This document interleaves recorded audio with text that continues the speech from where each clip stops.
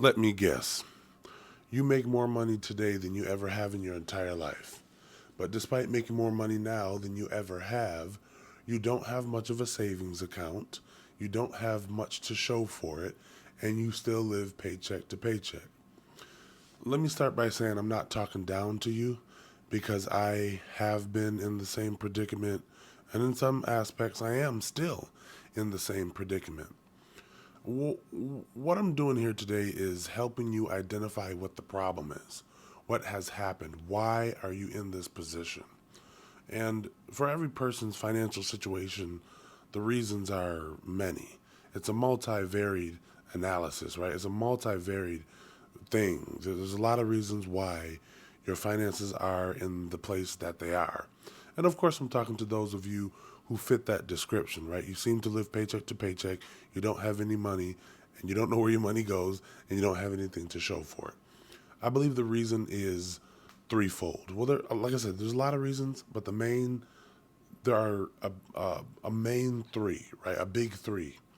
Number one, lifestyle creep. Lifestyle creep is when, as you make more money, you spend more money. And the reason it's called lifestyle creep is because it's not obvious. It slowly but surely creeps its way into your lifestyle. For example, when you had little money and you happened to make your way to Chick-fil-A, you purchased one meal. You got a sandwich, fries, and a drink, probably a Sunjoy, and that's it. Now you make a little more money, so in addition to your meal, you purchase two cookies and a milkshake and a side of macaroni and cheese. That is lifestyle creep. It's when you start making incrementally or incremental, you start increasing the amount that you spend in small portions.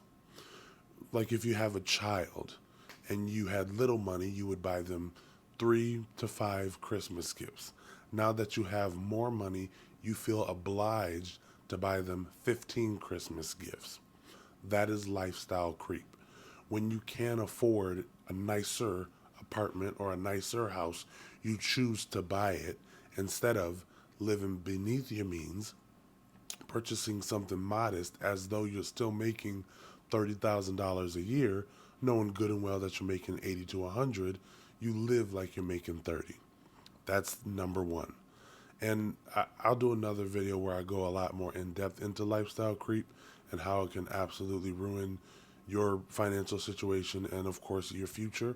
But this video, I'm just kind of giving you the helicopter view, the bird's eye view of what the problem is. So, number one, lifestyle creep. Number two, so you don't have any actual money, right? That's because you spend it and you don't save it. Saving money is an art form, it's a discipline. You have to convince yourself that this amount that you get in your check or whatever your primary source of income is, you have to take an amount and put it to the side and not touch it. Most people cannot do that. And if they do that, they cannot do it consistently. I can go a lot more in depth with how to save money, best practices, and what things you should do to build the discipline to not spend the money that you save. But I'll do that in another video. Again, this is just the bird's eye view, and that's your second problem. You don't know how to save money. If you know how to save money, the world becomes your oyster. You have money for a down payment. You have money for investing. You have money for a myriad of things that can help you build wealth. But right now, you don't have money for those things because you don't know how to save. And number three, of course, is inflation. I mention that because it is relevant, but it's relevant, but it's not something you should think about and blame, right? The first two are far more important. Your inability to save, your lack of discipline, and your lifestyle creep are far more important than what the economy is doing. Like going to the grocery store and purchasing the same 10 items that you typically purchase. It's a fact that in 2019, those items cost $25. And in 2024, those same items cost $75. That is a fact across the board. And that does affect people's lives. But if you get your discipline in check, if you prevent yourself from allowing your lifestyle to creep, and then I'll add a bonus one, if you strategically increase your income as you prevent yourself from allowing your lifestyle to creep, you will have money. You will be able to save. You will have discipline, or excuse me, if you have discipline, you will be able to save and you will have money. You will not even care about inflation. You won't care as much about inflation because it won't be relevant to you. Anyways, I just want to come in here and share a little bit about my thoughts on finances. I have a lot more thoughts and information on finances. It's something that I really enjoy doing in my personal life, and I really like talking about as well as how to be successful from a personal finance standpoint. So yeah, I just wanted to come on and share some of that. Hey, listen, if you look at my subscriber count, you will notice that I don't have many. That's because you haven't subscribed. Yes, you are the problem.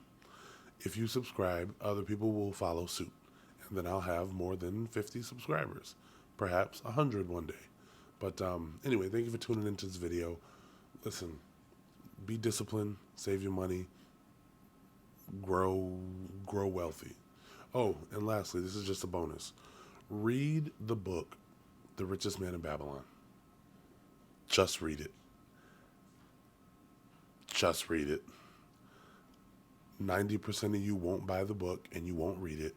But for those 10% who will buy the book, and for the 50% of those who buy the book that will actually read it, you'll get a lot out of it.